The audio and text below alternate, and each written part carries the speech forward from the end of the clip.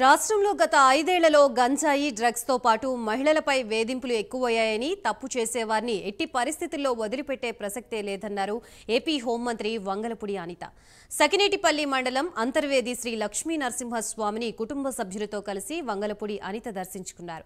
చంద్రబాబు పవన్ కళ్యాణ్ ఆధ్వర్యంలో చేపట్టిన ప్రభుత్వంలో మహిళలపై తప్పుగా కన్నెత్తి చూడాలంటేనే భయపడే విధంగా అధికారుల్ని అప్రమత్తం చేస్తామన్నారు అనిత. అంతర్వేది లక్ష్మీ నరసింహస్వామిని దర్శించుకోవడానికి రావడం జరిగింది.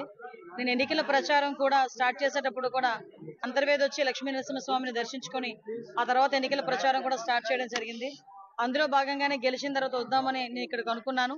అందుకే మళ్ళీ ఇక్కడికి వచ్చి లక్ష్మీ నరసింహస్వామిని దర్శనం చేసుకొని స్వామివారి ఆశీస్సులు తీసుకొని రాబోయే కాలంలో యాజ్ ఏ హోమ్ మినిస్టర్ గా ఈ రాష్ట్రం తాలూకా రక్షణ విషయంలో కానీ మహిళల తాలూకా భద్రత విషయంలోనే కానీ దైవానుగ్రహం కూడా నా మీద ఉండాలని మనస్ఫూర్తిగా నేను ఇక్కడ కోరుకుని నేను వెళ్తున్నానండి.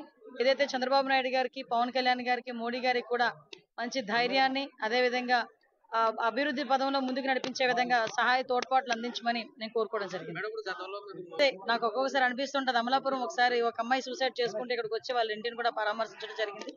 అలాంటి సంఘటనలు తిరిగి పునరావృతం కాకుండా ఉండేటట్టుగా పోలీస్ డిపార్ట్మెంట్ వాళ్ళతో కూర్చుని రివ్యూ చేసుకుని డెఫినెట్ గా మేమందరం కూడా ఒక పక్క ప్రణాళికతో ముందుకెళ్తాం.